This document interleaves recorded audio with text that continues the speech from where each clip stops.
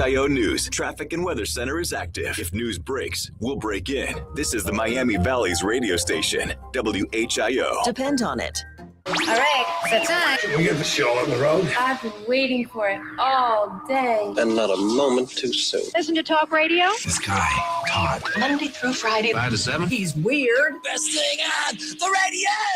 It's the Evening Edge with Todd Hollst. I want fire. Locally grown, seriously funny on WHIO. Oh, Todd, you got off the couch today. So we're gonna give you just a little bit of praise. A little bit of praise just for you. Well, you actually got off your couch today. You know we gotta give you praise. Sing that name. Oh, Todd, we praise you. It is the Evening Edge, Monday through Friday, 5 to 7. Live stream is up on Facebook and YouTube.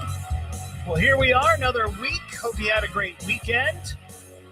On the show tonight, we've got tickets to give away to see Rod Stewart with special guest Richard Marks, Riverbend Music Center. Happening August 9th. Just be listening for a clip of the classic, iconic Rod song, Hot Legs. Also, we got some mail to get to. We got cars into buildings, an update. We've got, our third Port-A Potty story in months. For some reason, this spring, summer, we've had a number of stories about people getting stuck in Port-A Potties. And I don't know why this keeps happening. This seems like it should be an easy thing to figure out what not to do inside a Port-A Potty. But it keeps happening, so here on this show, we're going to talk about it. It's also National Fortune Cookie Day.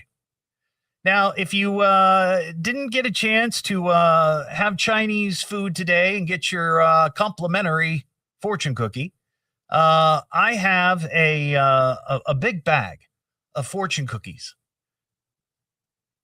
Theater of the mind. It's not really a big bag. It's just a clever sound effect. But if you would like your fortune, give us a call, 937-957-1290. A couple of years, we started doing this every National Fortune Cookie Day. And the first year or so we did it, we had a lot of people respond. Last year, not so much. So we'll see. Maybe people don't care about fortune cookies anymore. But if you want to get your fortune, give us a call. Let's get to the big thing that people are thinking about and talking about. And I don't know if anybody else is confused as much as I am about this cyclosporiasis, this parasite that is causing explosive diarrhea. I got to be honest, this is a topic that I was sort of avoiding just because of that very thing, the explosive diarrhea. It's not anything people want to think about, but you know, we've been dealing with this now for a couple of weeks. And last week, the big story was, it's Taco Bell. They've traced it to Taco Bell and a farm in Mexico where Taco Bell gets their lettuce. Taylor Farms, I believe is what it's called. Yeah, Taylor Farms. But then today, you know, we go this whole weekend and we're thinking, okay, well, avoid Taco Bell. Yes, they took off the lettuce from their menu, but still it's in your head. I'm not going to go there, right? I mean, who's going there? But then today they come out and say, well, we're reversing that. They're saying now, the FDA is that the positive test that they did that made them believe that, yes, Taylor Farms and this particular shipment of iceberg lettuce was the reason people were having explosive diarrhea, thousands and thousands, including many right here in Ohio. They're now saying that that was a false positive. False positive. And I was trying to remember from science class, that means that, yes, it showed up positive, but it was false. It's pretty simple, right? So if it's not Taylor Farms, and the stories that I saw today is that they are still, recalling a bunch of their bags of lettuce. If it's not that, if it is false positive, then what's responsible for it? The FDA is still saying they think it's lettuce, but from where? And how long are we supposed to go without enjoying tacos with lettuce? Tomorrow night is Taco Tuesday at many Mexican restaurants throughout the area. And lettuce is a big-time component. Now, I'm not saying that these Mexican restaurants, have contaminated lettuce. That's not what I'm suggesting. But if you don't really know where or who's responsible for this, can we trust anything that's being told? I'm not buying it. I'm a little concerned. Mary went to the grocery over the weekend and she said the produce department was dead. And I've not heard anybody say, produce from the grocery has been affected by this. But people are still like, yeah, I'm not gonna risk it. The stories that I've heard of explosive diarrhea, I'm not interested. I am not interested. So it's a little confusing right now. And I hope they get to the bottom of this because we got to get it figured out. The story that I saw says there's between 1,600 and 2,000 people have become sickened by this. The number's probably higher because people just don't want to admit that they're experiencing explosive diarrhea. So I don't know. We'll see what happens. But of course, we'll keep you updated the best we can here on WHIO and, of course, the Evening Edge. We've got a couple of cars crashing into buildings we've got to talk about here. In local news, a spectacular car crash. House car. So we had one on Friday. This was right after the show, just around 7 o'clock or so. We had one in Vandalia. One person was injured after a car slammed into a home on, the 400 block of Bennett Drive. According to Vandalia police, crash report, a Chevy Equinox was driving around the curve from Bayonne Drive onto Bennett Drive. And is it Bennett or Bennett? Bennett. And the vehicle was unable to negotiate the curve and hit the curb in front of the house and then, I guess, crashed into the house. It hit the north side of the house near the garage and fence. I saw pictures of it. They hit it right there on the corner of the house. Turns out it was a 46-year-old woman. And she admitted driving under the influence of alcohol. So happy hour gone wrong. That's my guess. And she was charged with reasonable control and OVI. Let's see. A collapse and trench team responded to the scene. And we're, of course, continuing to follow the story. Now, this next one. This happened. Let's see. I'm looking at the date here. Okay. This also happened on Friday, but this happened Friday morning. And I want to give a shout out to Edgehead Shannon up in, Anna. She sent this. This was a house that, in Allen County that was hit. Actually, okay, it's going back even further now as I read the story. I guess I should proofread these before I go on the air. But it happened Wednesday. Now, in Allen County, a lot of people question, well, Allen County's so far away. It is, but we have listeners up there. I hear from listeners way, way up north, and we count it. We've had this discussion before. Allen County is one of the counties that we include. So this guy, let's see, Mason Fox was his name, was arrested, taken to a local hospital where he tried to escape. He also had an altercation with the homeowner. Well, yeah, I'd be upset too if somebody hits my house. But he tried to escape the scene. He was tased by deputies. And after being medically cleared, he was taken to the Allen County Detention Center. And he faces multiple charges. So 78 for the year. If we look at where we were this time last year, that's the big question that everybody wants to know. So 78, if I'm looking correctly at my list, we hit 78 last year on September 19th. So we are, 2 months ahead.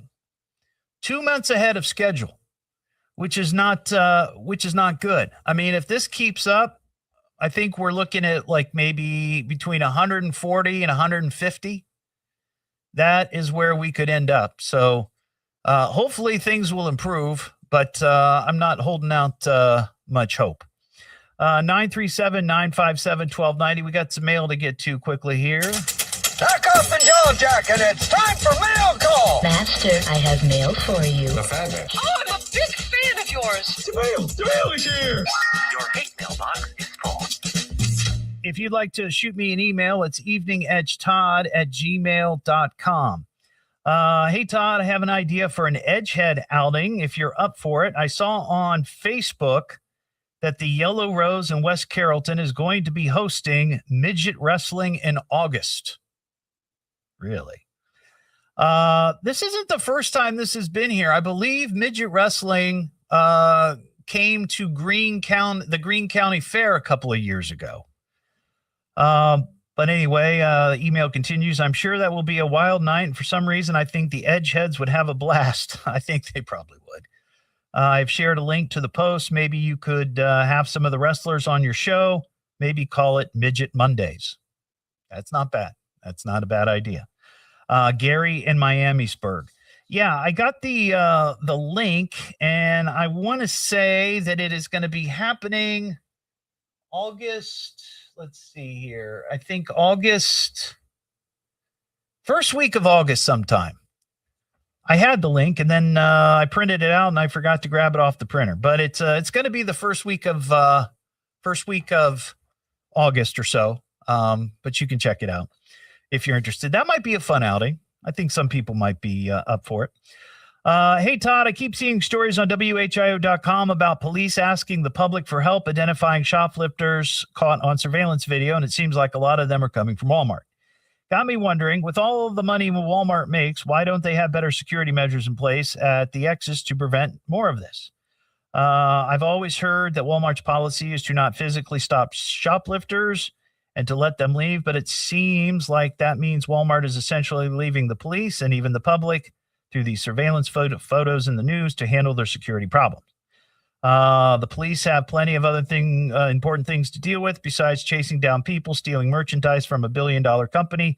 Walmart already has customers scanning and bagging their own items at checkout. Now are we supposed to be part-time security guards too?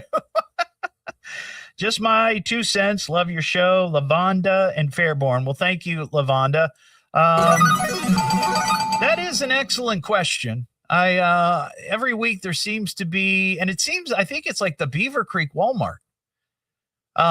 People are getting, photographed shoplifting, and they always ask for our help. And I've often wondered, like, well, is there anybody there doing security? I mean, what's the story? But yeah, it does seem to happen a lot. And for some reason, that particular Walmart there in Beaver Creek.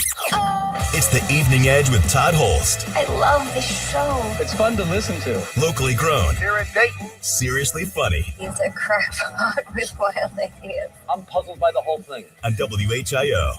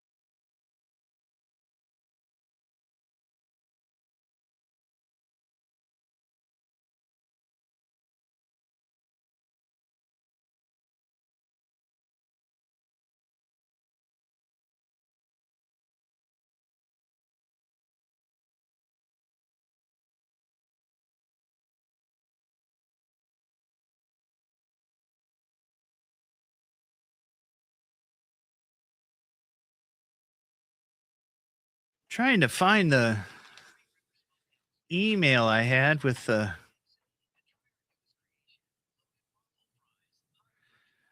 midget wrestling. Here we go. What day is it? Tuesday, August 4th. Okay.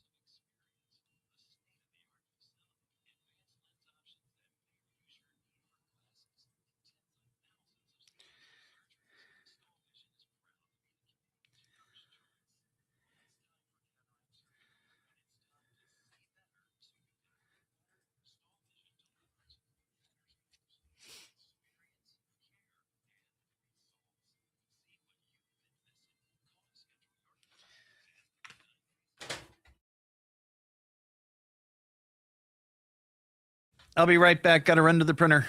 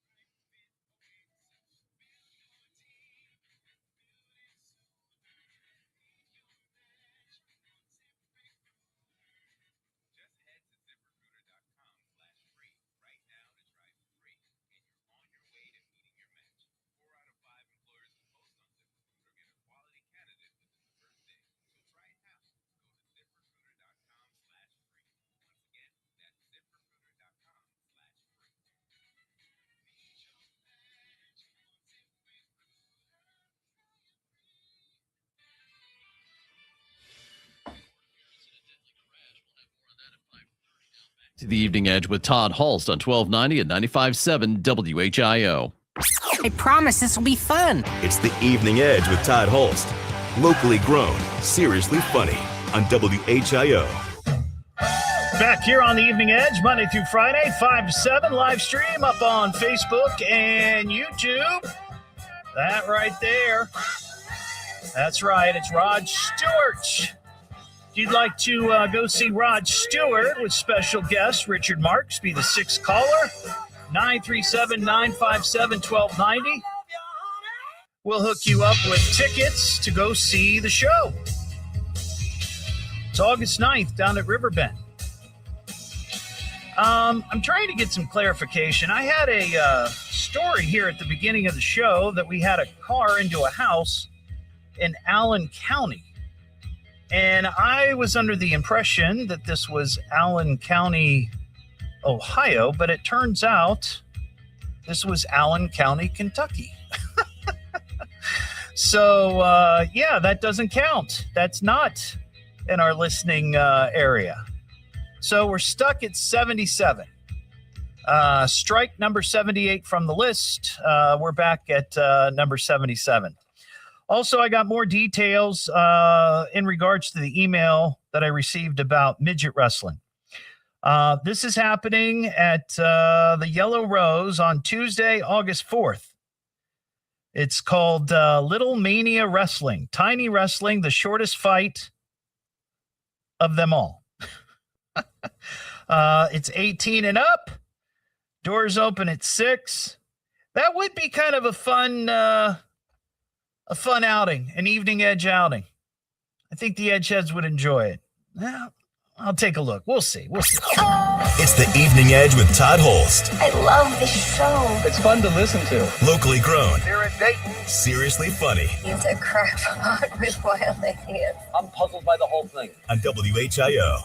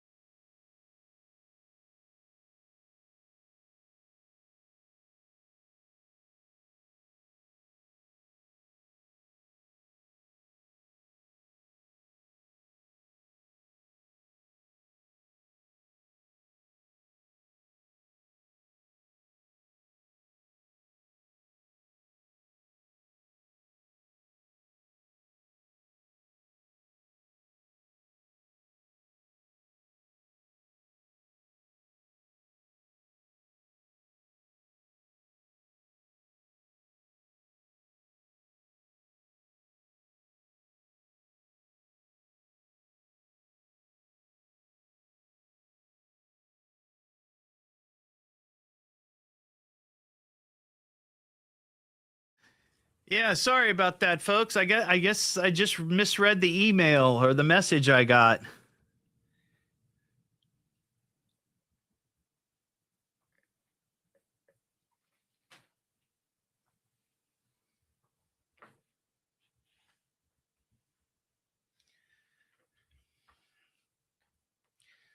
But I have a question. Where is... Okay, yeah, Allen County is up north, but this was Allen County, Kentucky. That's what was confusing me. Okay. Because the person that sent it to me lives in Anna. And it's not her fault. I just didn't read the thing correctly. Thank you, Denise.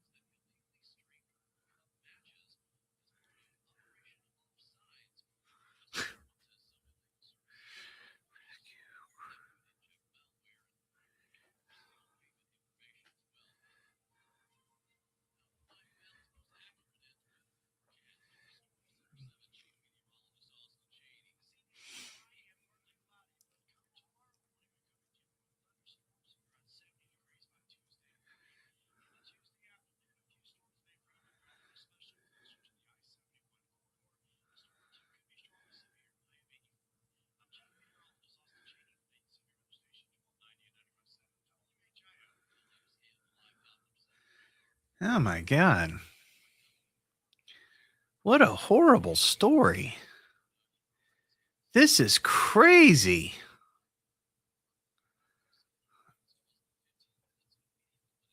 Oh, I don't want you on my TV. Get off my TV.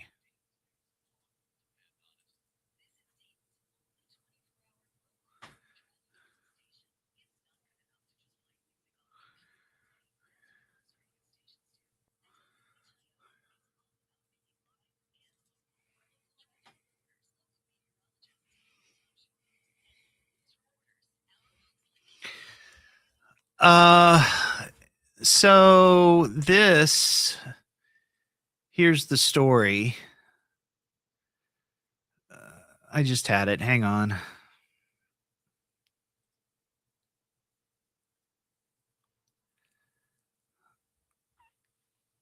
Come on, where'd it go?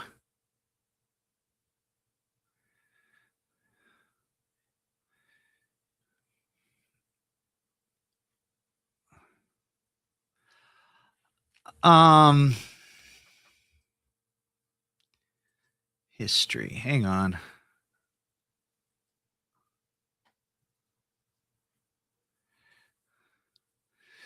So this was in Powell, Ohio. Somebody, I guess, over the weekend decided to go swimming in the Scioto River. And they began struggling swimming. So people jumped in to try to help them. And I don't know if the person struggling drowned, but 4 other people drowned. 2 women and 3 men. That is awful.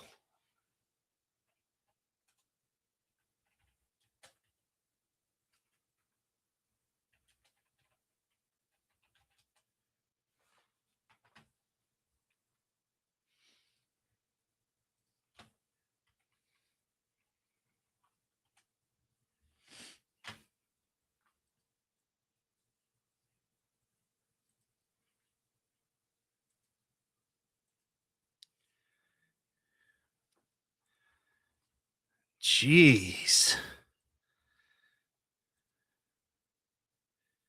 Yeah, what a horrible story.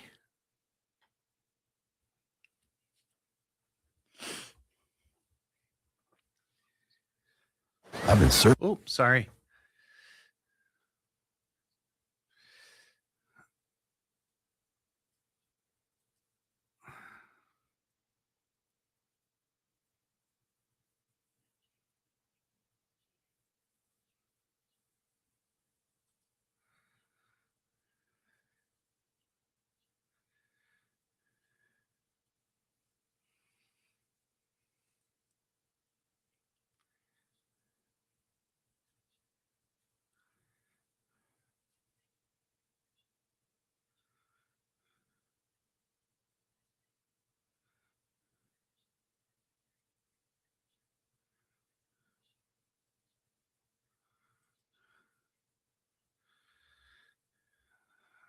Yeah, I don't know. I mean, that's... Ugh.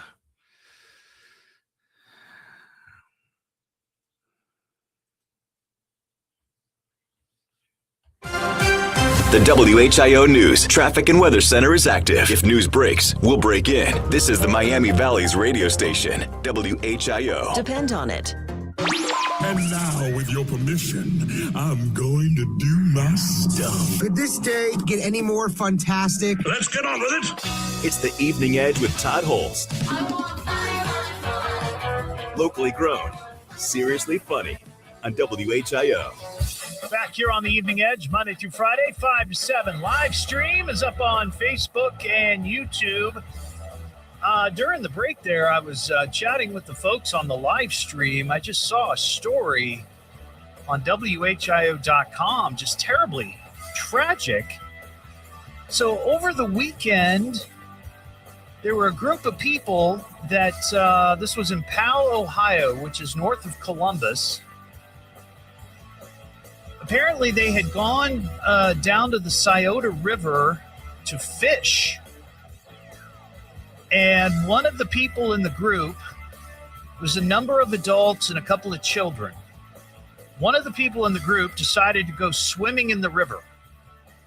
And I got to be honest. I mean, I remember one time going with some friends of mine. A friend of mine, his parents had a boat down on the Ohio River.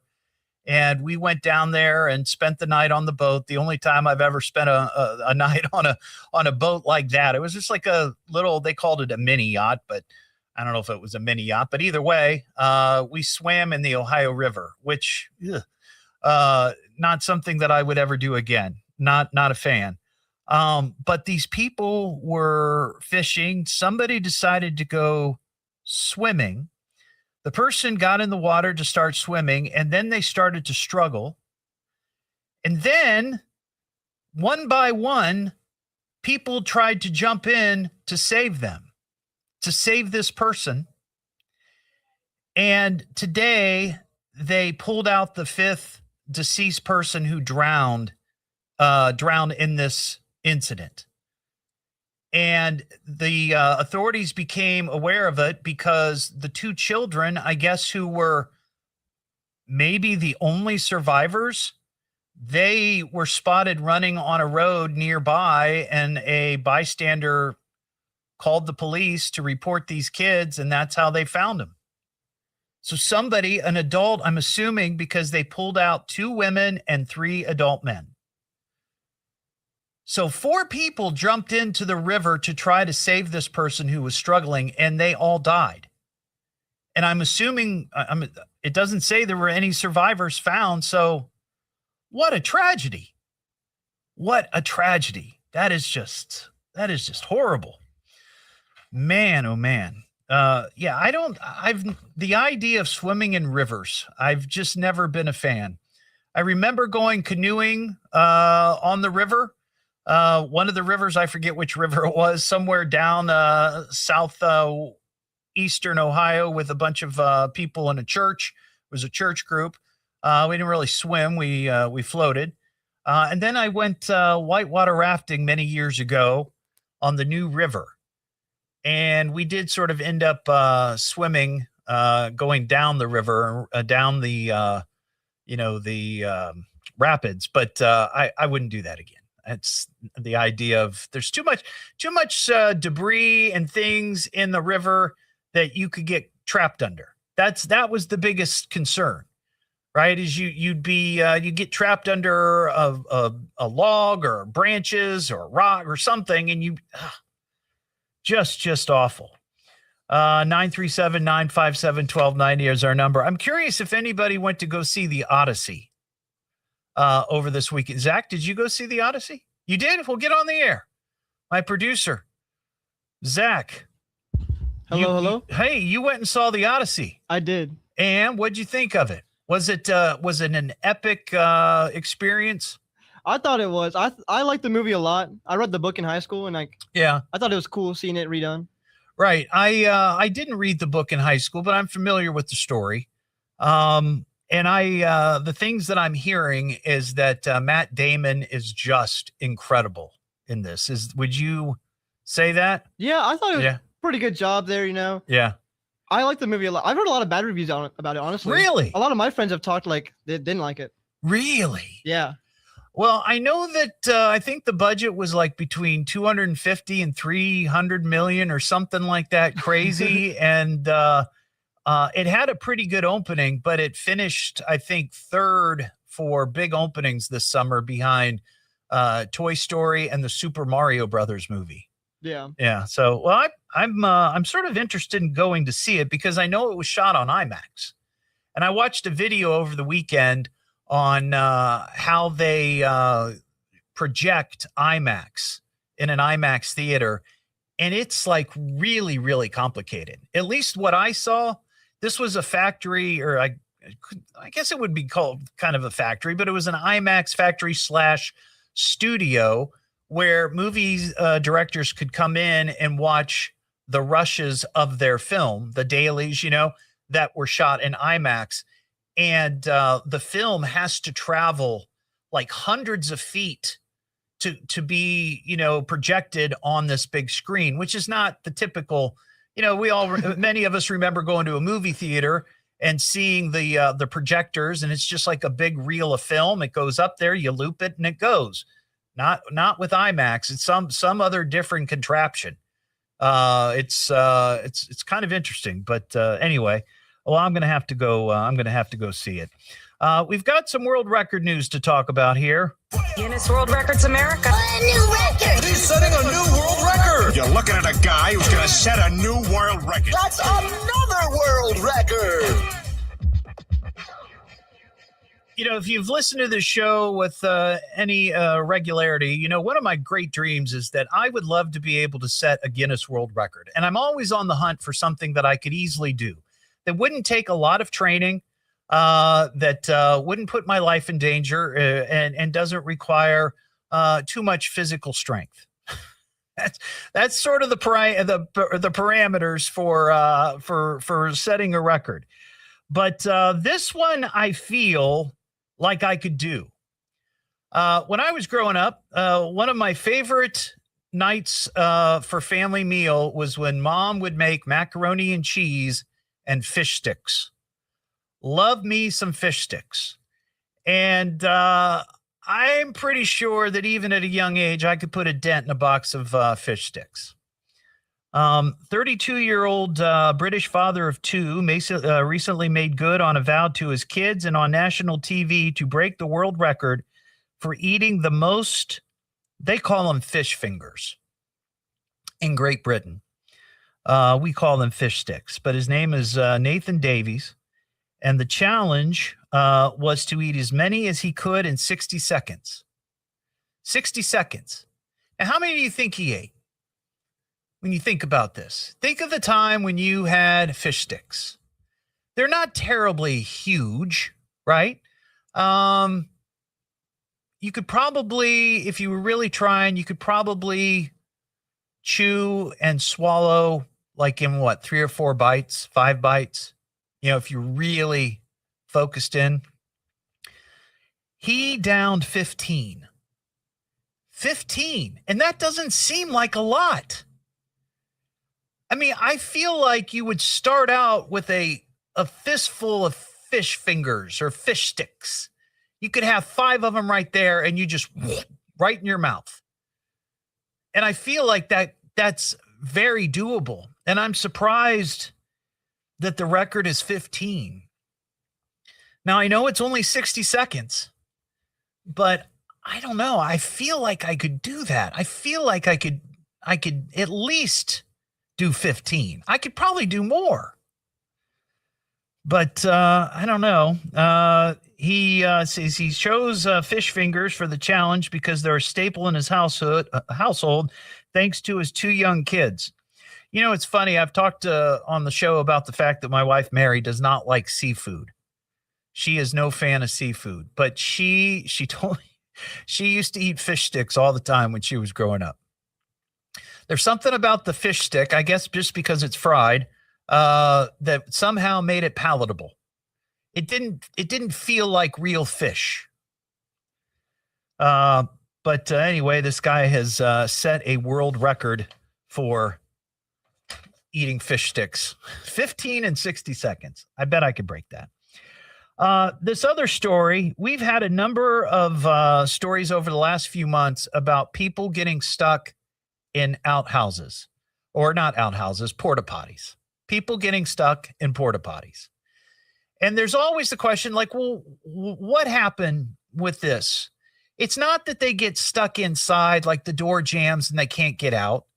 These knuckleheads decide that, oh man, I dropped my keys, I dropped my phone, I dropped my wallet. I've got to go down and I got to fish it out, which is just disgusting. Just disgusting. You drop your wallet, you can replace your credit cards, you can replace your license. You drop your phone. I don't know that I'd want to use that phone again. Maybe your keys. I do remember somebody getting caught in a porta-john because they were out on a hiking trip in the mountains somewhere, and there was a porta-john for people to use. It was more like an outhouse. I remember seeing the picture, and they dropped their keys down there. Now, I can understand maybe the impulse to want to get your keys so you can leave, right? That would not be good to be stuck there. But this happened in Kansas City last week. According to ABC News, this guy was stuck under a porta potty seat for 8 hours. 8 hours.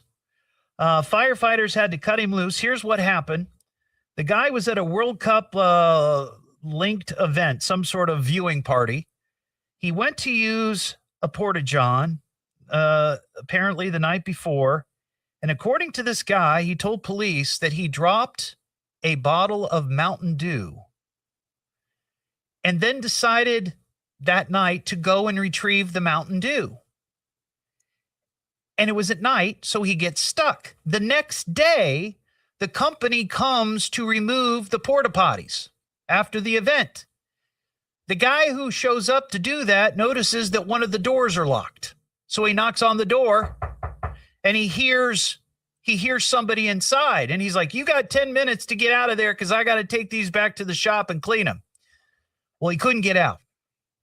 So they flagged down the police, and it turns out this guy had been stuck in there all night because he was going after a bottle, and I do hope that it was a sealed bottle of Mountain Dew. But wow.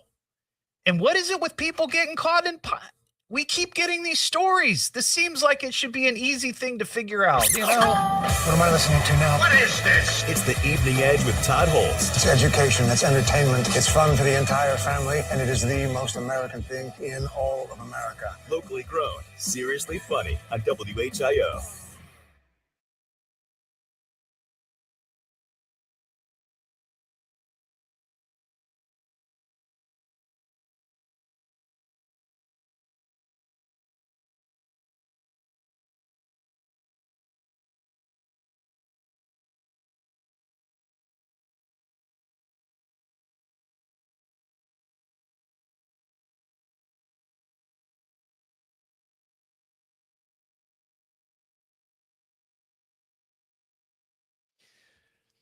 Well, here's the thing. Yes, it's 4 seconds per fish stick, but I wouldn't be eating one at a time.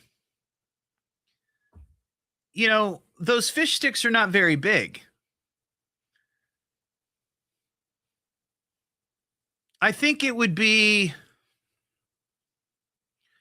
I think I'd probably do at least 3, maybe 4 at a time. I mean, yes, it might take longer to chew, but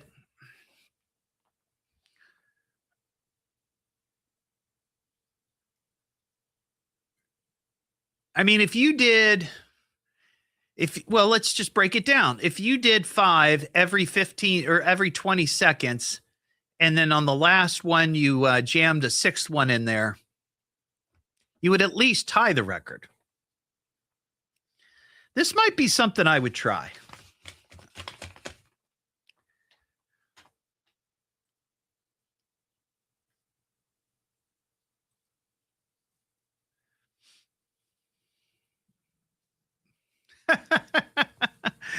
We do need to see this happen.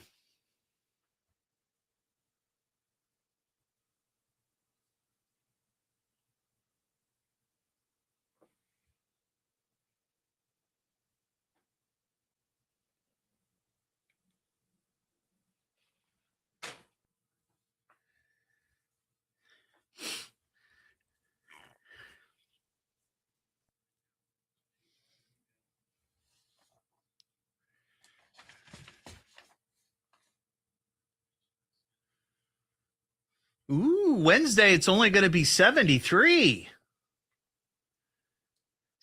Wednesday, 73. Thursday, 75. Friday, 78. That looks nice. Nice week. Thank goodness, because I'm sick of that. I was tired of that heat.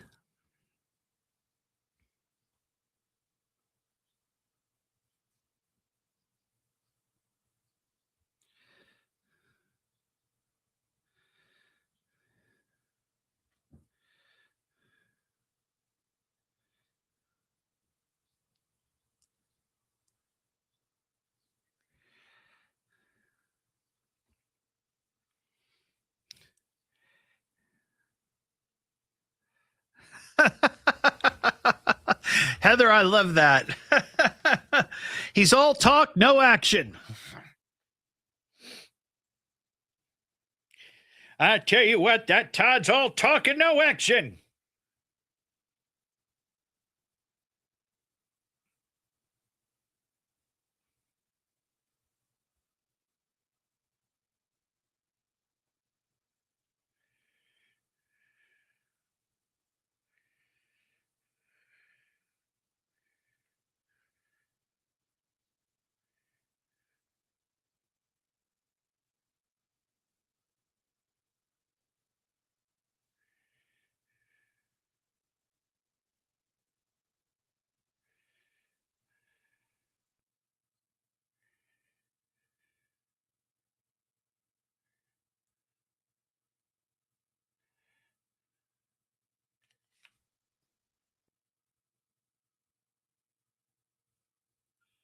This might be the stupidest thing I've ever seen on MeTV. This is so stupid. I don't know who you are, but you need to stay off the air. You're about as funny as a can of rough sardines.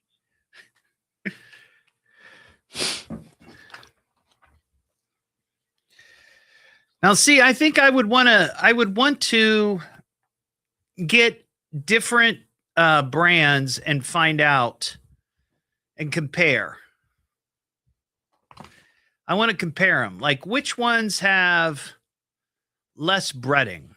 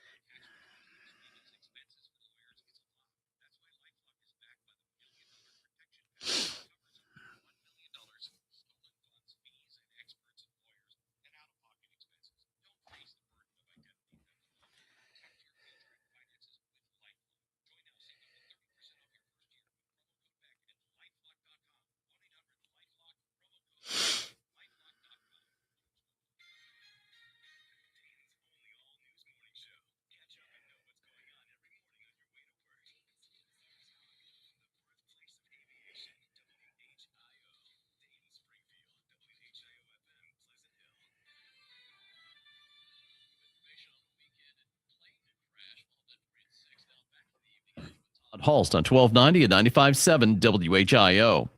You have to admit that he is a lot of fun. It's The Evening Edge with Todd Hollst. Locally grown, seriously funny on WHIO.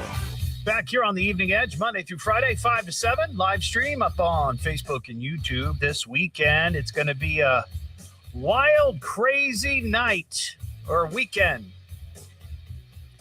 Riverscape. It's the annual Celtic Festival presented by the United Irish of Dayton. WHIO is a sponsor. We're going to have some folks here on Wednesday night for Wing It Wednesday to talk about Celtic Fest. And I'm going to be out there on Sunday afternoon.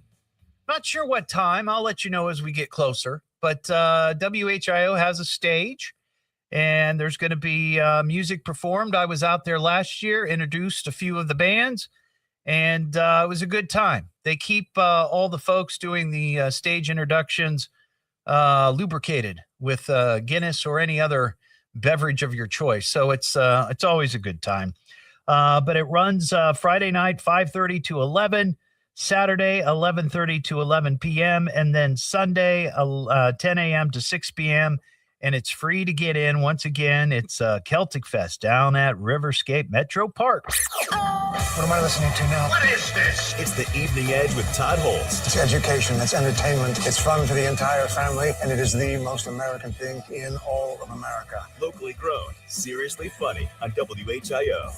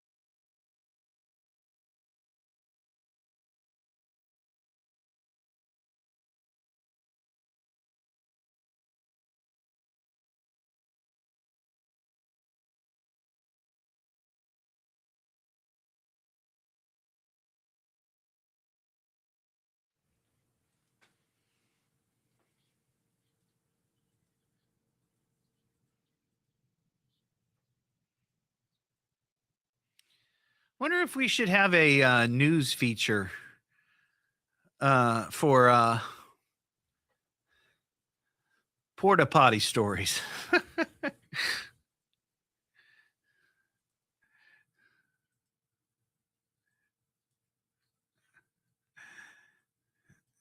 It's crazy, crazy people.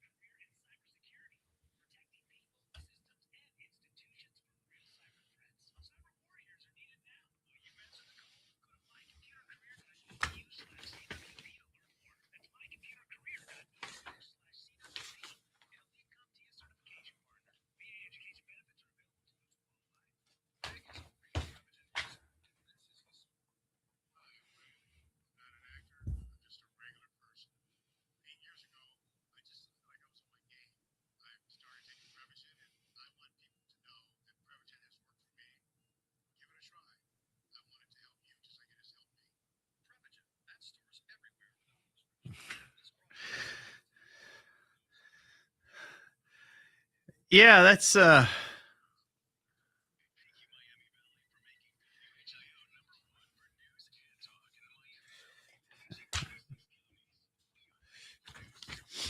maybe I should ask the Edgeheads. Should we create a new feature?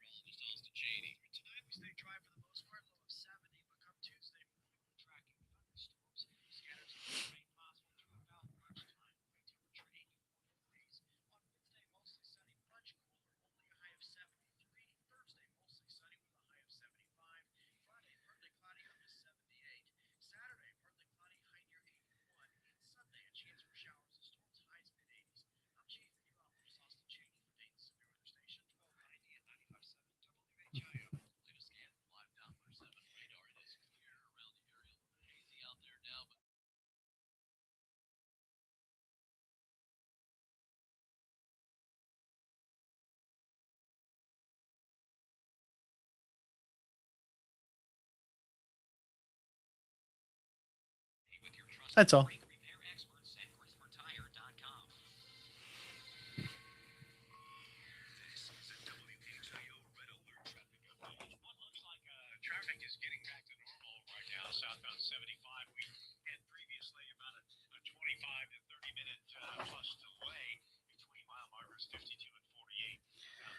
Southbound 75 south of Dryden Road right now. Looks like traffic is moving fairly well through that area. That's the good news. Northbound 75, crash at Dryden Road with the two-flat lanes blocked. That's still a bit of a delay there. Northbound 75, a crash beyond State Route 123 in Franklin has the right shoulder blocked with the crash. I'm Will Harris, WHIO Triple Team Traffic. Our next scheduled news in less than 15 minutes and immediately within breaks. I'm Ron Auto, 1290 and 95.7 WHIO Dayton's News and Talk. Depend on it. WHIO is all news, all talk, all the time. The WHIO News Traffic and Weather Center is active. If news breaks, we'll break in. This is the Miami Valley's radio station, WHIO. Depend on it. Can I turn on your radio? Yes, already. It's almost showtime. Who's your favorite talk radio personality? That's Todd. He's weird. Monday through Friday. He's strange. 5 to 7. Sloppy. I mean, he sounds perfect. He's dreamy. What do you say? Let's get it going. It's the Evening Edge with Todd Hollst. Locally grown, seriously funny on WHIO. At the foot of the ladder, the lamb footbeds are only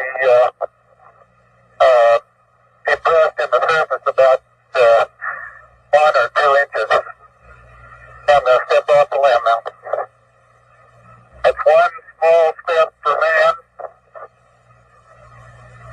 one giant leap for mankind. It is National Moon Day. National Moon Day. On this date, 1969, Neil and Buzz took a stroll on the moon. I wasn't alive. I was born like about a month and a half later or so. Just missed it by that much. But yeah, it's today is the anniversary. I remember a couple of years ago here at WHIO, we made a big to-do when it was, I don't know what it would have been. It would have been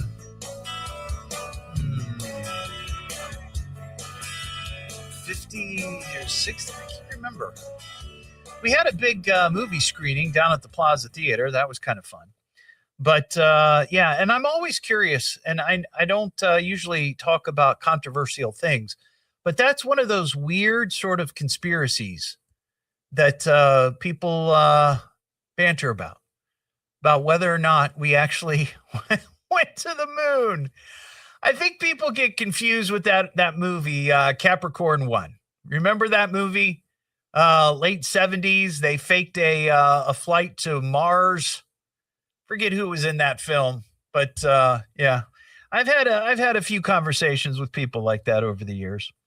937-957-1290. Ian, my producer, can you hop on for a second? Yeah, I got a question for you. So last hour, I know you just got on the air. I mean, your shift just began. So you probably didn't hear us talk about this porta potty story. No, but I'm very intrigued. Now, see, here's the thing, and are you really? Are you genuinely? I am intrigued. Genuinely, I enjoy this show. Okay. It's one of my favorite shows that we run. Well, I appreciate that, and I really do. The point I was making last hour is that, and I'll get to the story again, because a lot of people probably just tuning in and didn't hear it.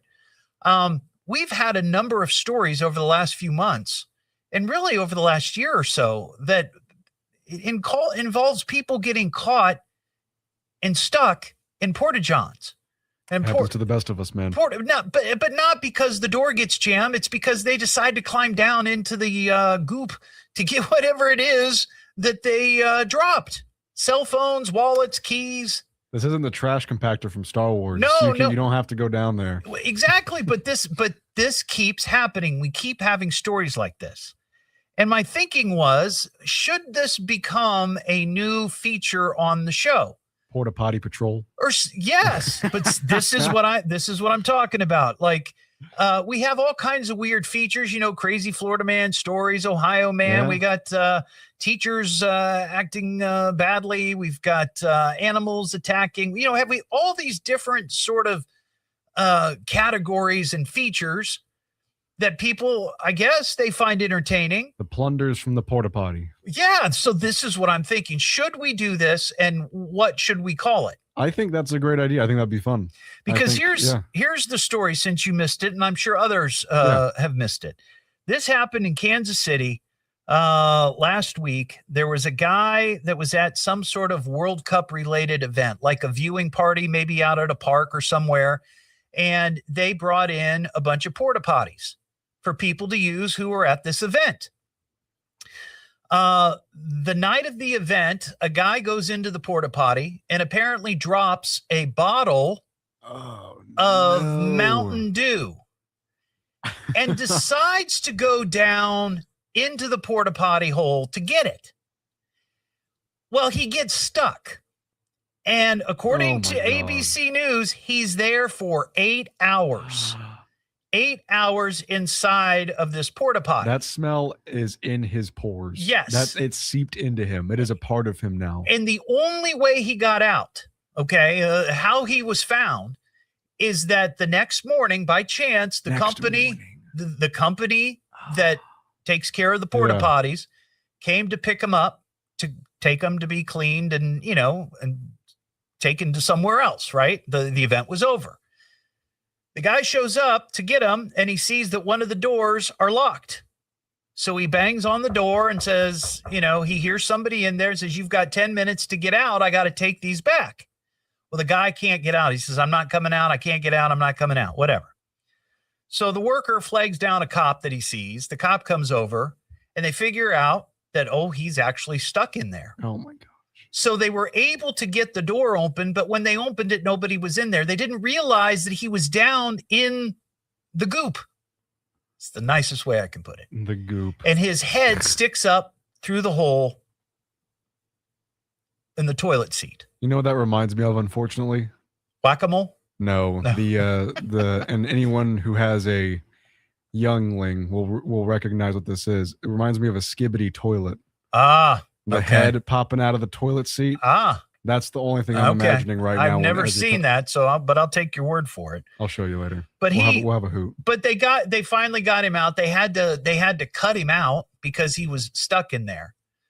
And I don't understand why people feel so compelled to go down into that. It's Mountain Dew, man. To get of all the things the only thing that I could ever imagine maybe considering.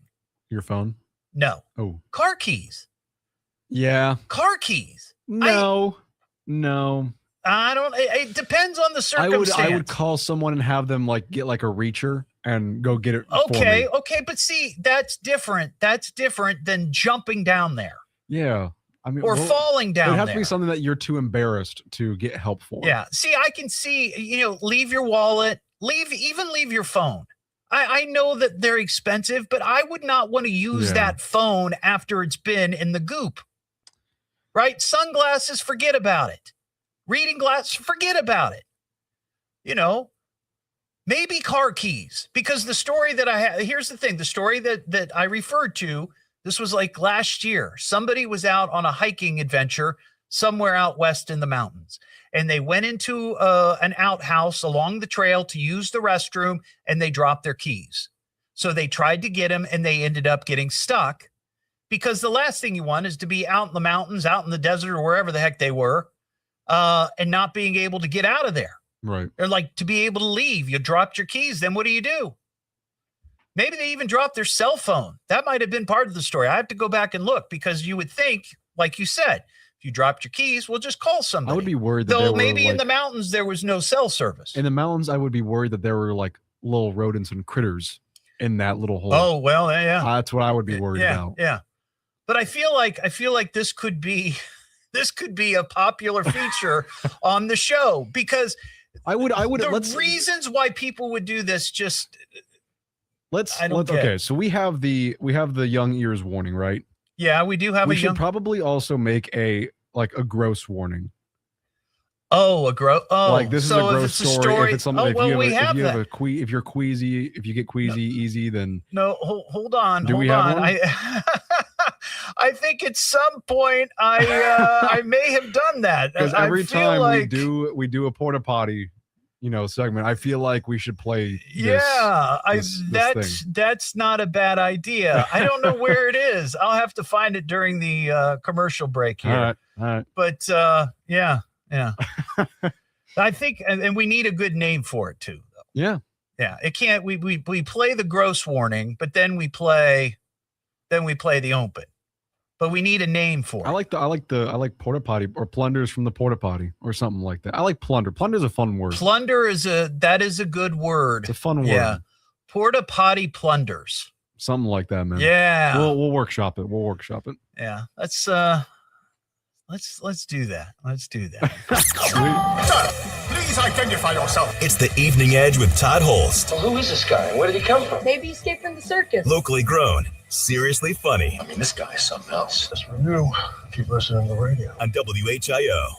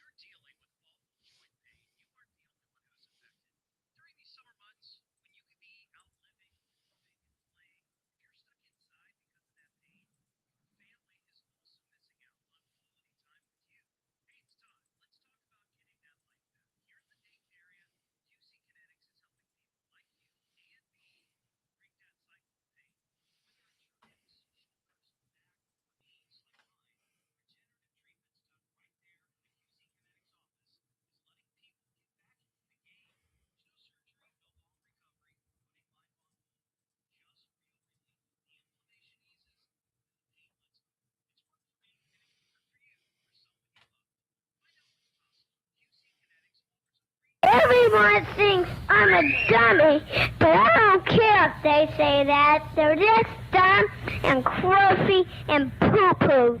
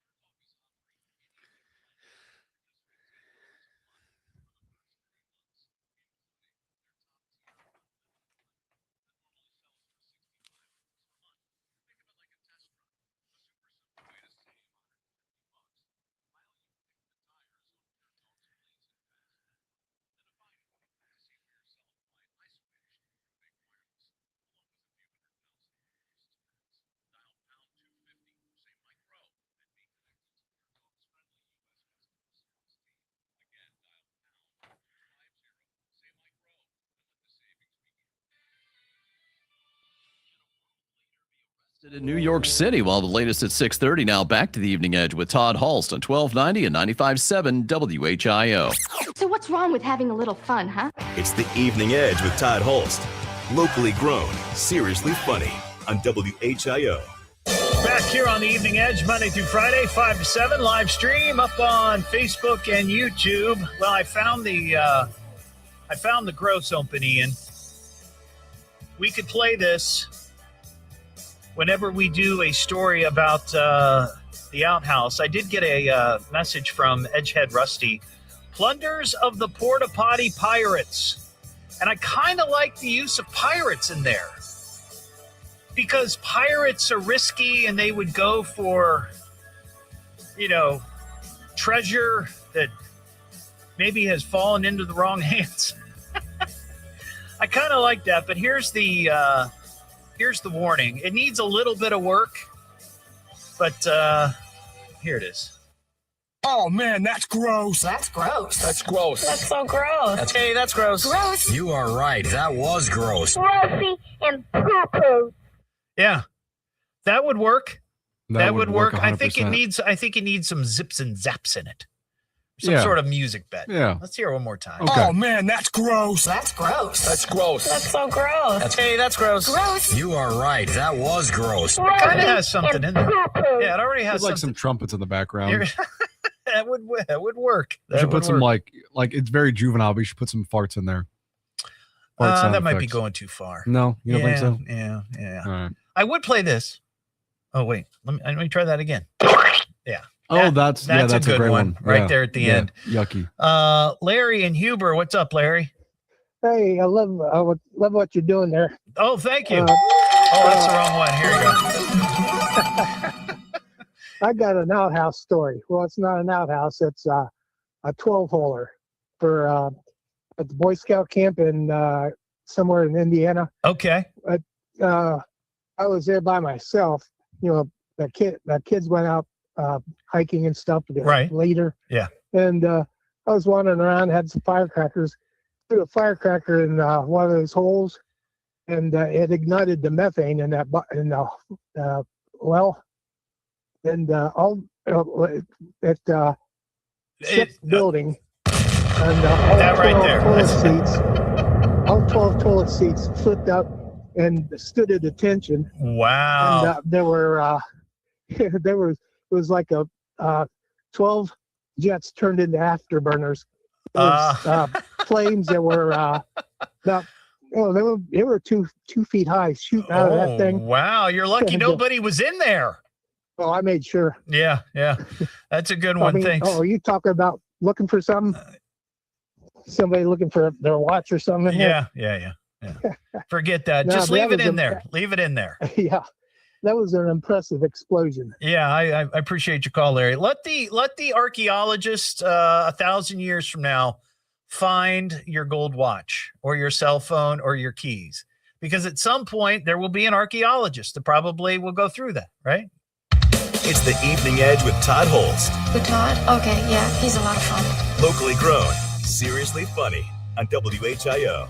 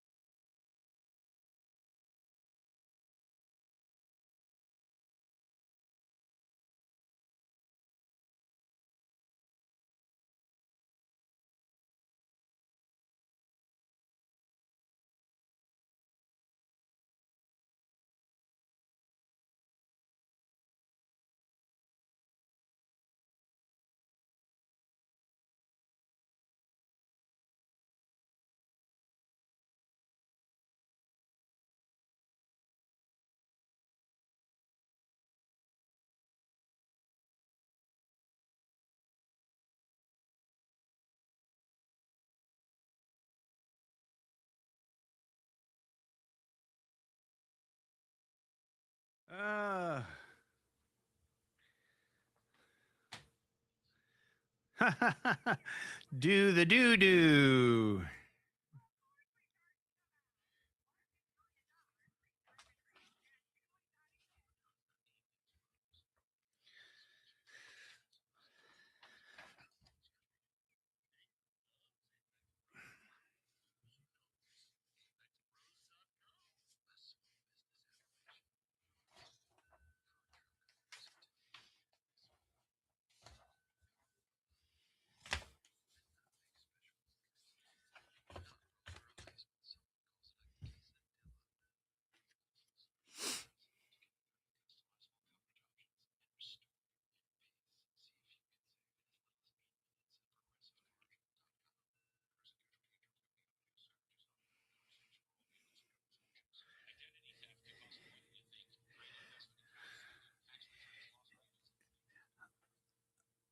I like that, Joel. Spelling is very impotent to me.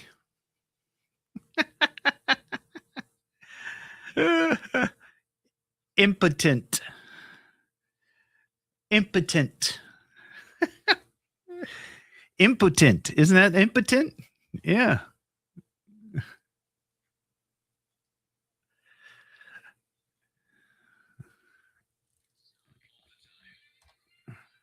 The WHIO News Traffic and Weather Center is active. If news breaks, we'll break in. This is the Miami Valley's radio station, WHIO. Depend on it. Don't hesitate to call. You call me. You better call me. Damn it, get me a phone. Call me on my radio. I'm gonna call you. You got him on the radio? You won't make a simple phone call? What is wrong with you? It's the Evening Edge with Todd Hollst. Locally grown, seriously funny on WHIO. Back here on the Evening Edge, Monday through Friday, 5 to 7, live stream up on Facebook and YouTube. So I just got this. I wondered, is it a real game? Well, I don't know. This might be AI. It's called Port-A Potty Fishing Game. 8 gross treasures to fish. Real slimy fun.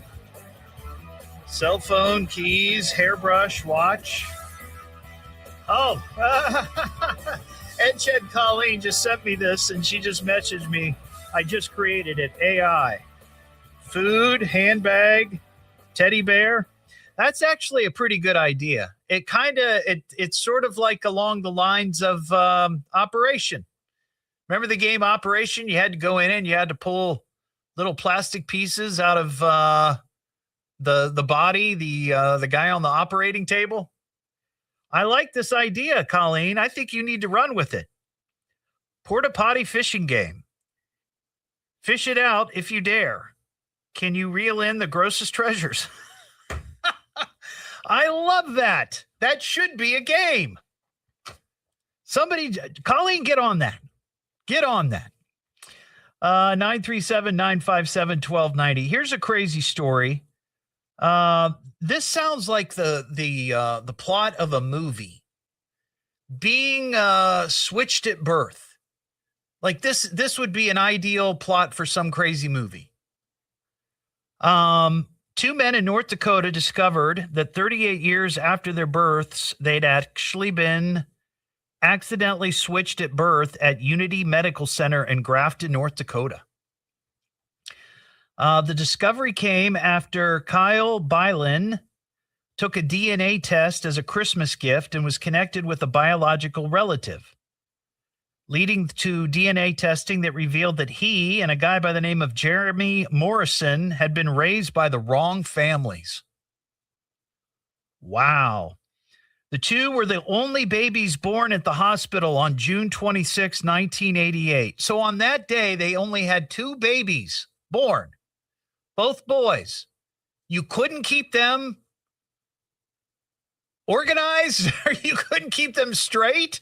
You only had 2. And now the families are suing the hospital, accusing it of taking away the lives they could have had with their own. I get that. Unity Medical Center acknowledges the babies were switched, but says there is no evidence that hospital staff caused the mistake. Well, then Who caused it? Who else caused it? Who could it have been? Was it the janitor? Did the janitor come in and, oh, this would be funny, switch the name tags? The hospital also says records from that time no longer exist, making it impossible to determine exactly what happened. However, Kyle Byland, he's the guy who kind of started all this, says he still has the hospital bracelet that misidentified him as Morrison. So that little hospital bracelet that many parents keep for their newborn babies, he still has it. So somebody put the bracelet on the wrong baby. Now, I don't know how you go back and figure out who that was if all the records are destroyed.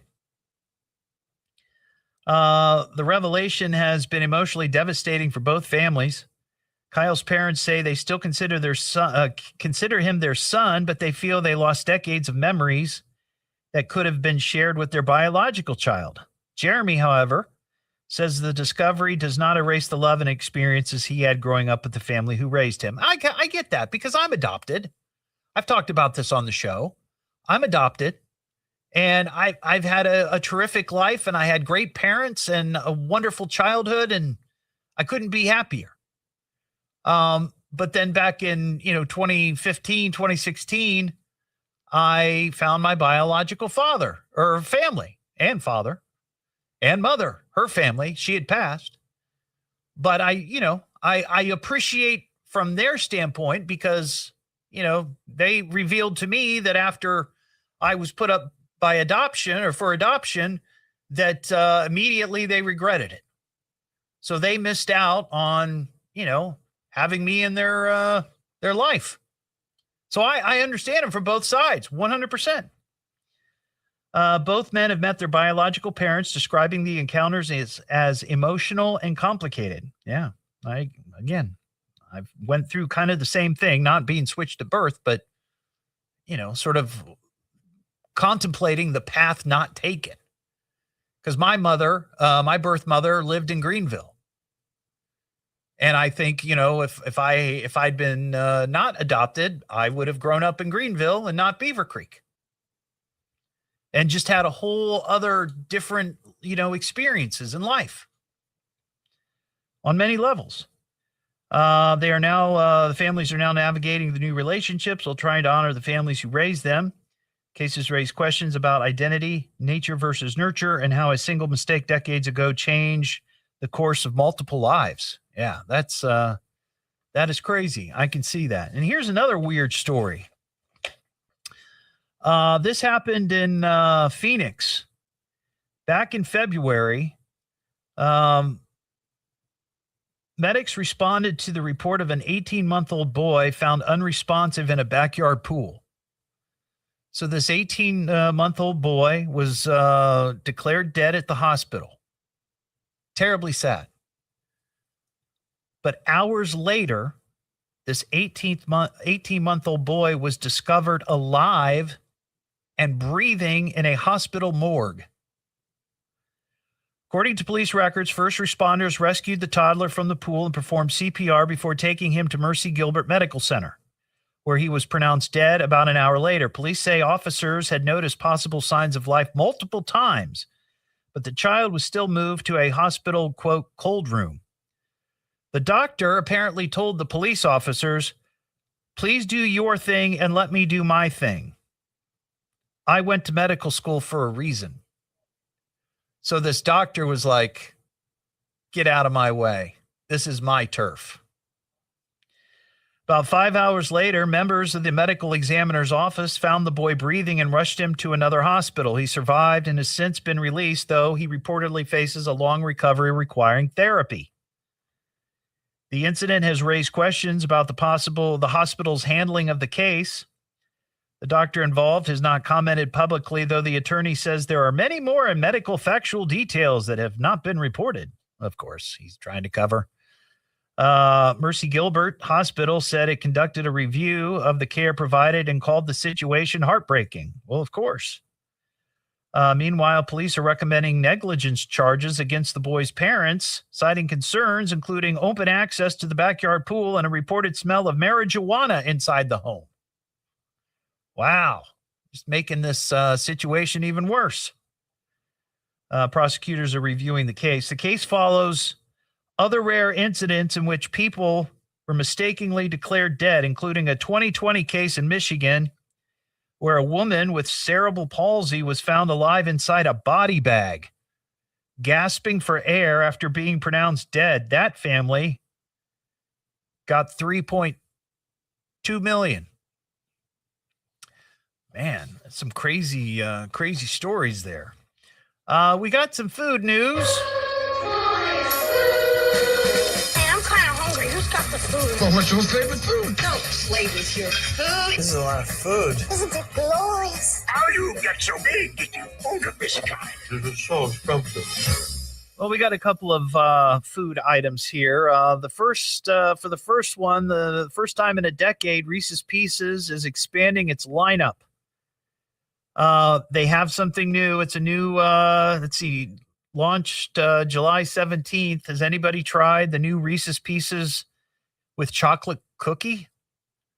I guess it's Reese's Pieces that has chocolate cookie inside. Ian, Are you referring to the Oreo and Reese's? I don't know. Collab? It says Reese's Pieces with chocolate cookie. The first new Reese's Pieces in almost a decade.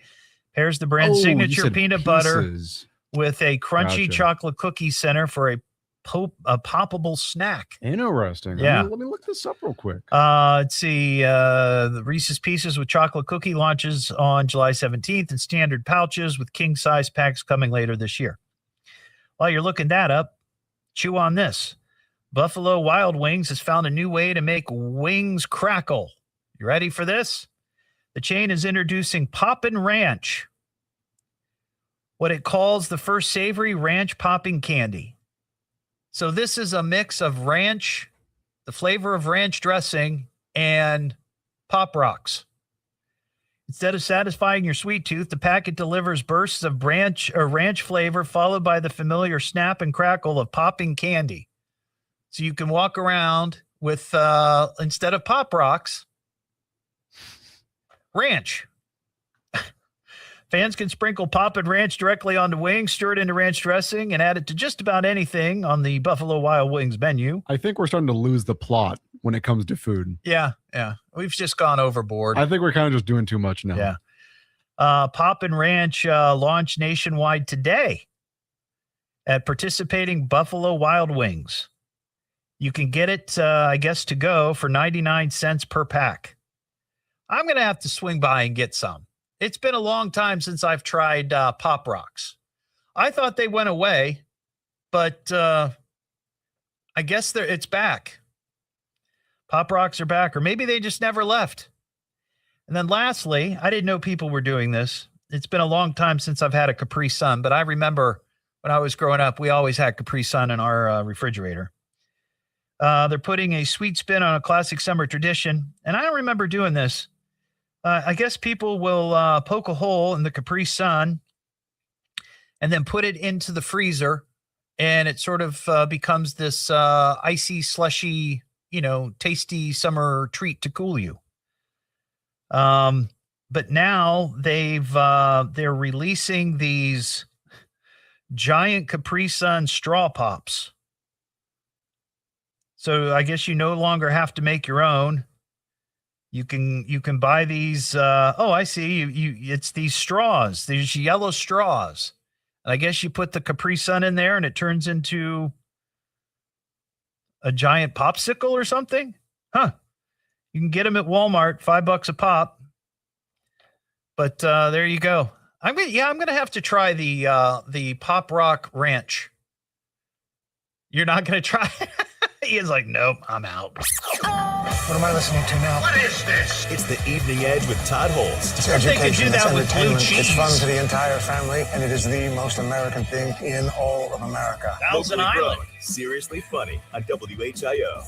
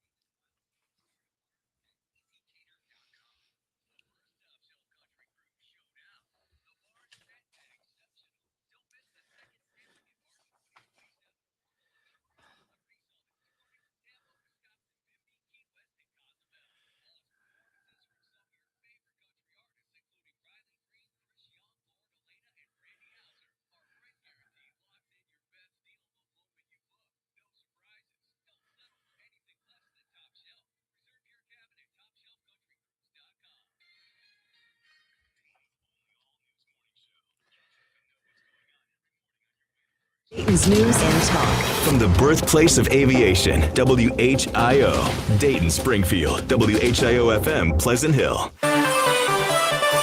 Thunderstorms come back to the Miami Valley Tuesday. We'll have the latest at 7 o'clock. Now back to the Evening Edge with Todd Hollst on 1290 and 95.7 WHIO. Can we have some fun now, please? It's the Evening Edge with Todd Hollst. Locally grown, seriously funny on WHIO. Breaking the law, breaking the law, breaking the law, breaking the law. Back here on the Evening Edge, Monday through Friday, 5 to 7. Live stream is up on Facebook and YouTube. We wrap things up tonight with a Breaking the Law story. This could have been naked news, but I went another direction tonight. An Arizona man by the name of Daniel Ray Balance of Quartzsite, Arizona, was arrested after police said he was caught surfing naked on a moving train in Colorado. So you may have seen videos of this. It's kind of prevalent in New York City, Chicago, where people, and it's usually young people, hop on the top of one of the subway trains, and they run on top of the train while it's moving, like they're Tom Cruise in some Mission Impossible movie. And, you know, from time to time, somebody gets hurt, somebody gets killed. But that's what this guy was doing on July 15th. Cops say he broke a window on the train and got inside in Sedgwick County, Colorado. And at some point climbed to the top, took off his clothes, and was train surfing right there on top of the train. But they busted him. When he was arrested, cops admitted, yes, he said, yeah, he was drunk. He expressed his love for vodka, beer, and playing the banjo.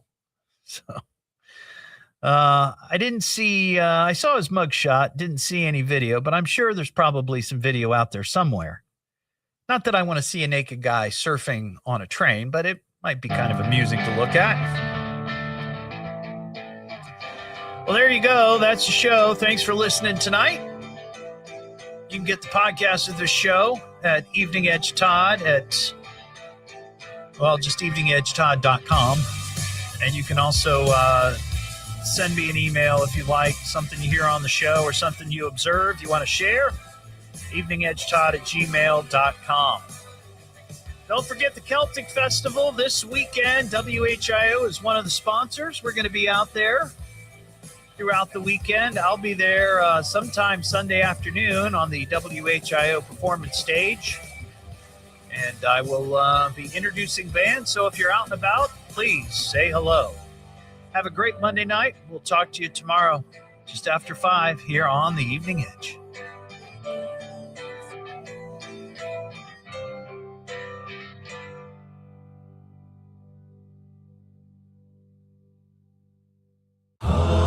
And with that, folks, I thank you for listening. Thank you for listening. Thank you for listening. Thank you for listening. Thank you for listening. Thank you for listening. Thank you for listening to me. Thank you for listening. Listen, I'm probably making a bigger deal about this than I need to. Thank you for listening. Thank you for listening, and we'll see you again soon. At WHIO. All right, everybody. Have a good one.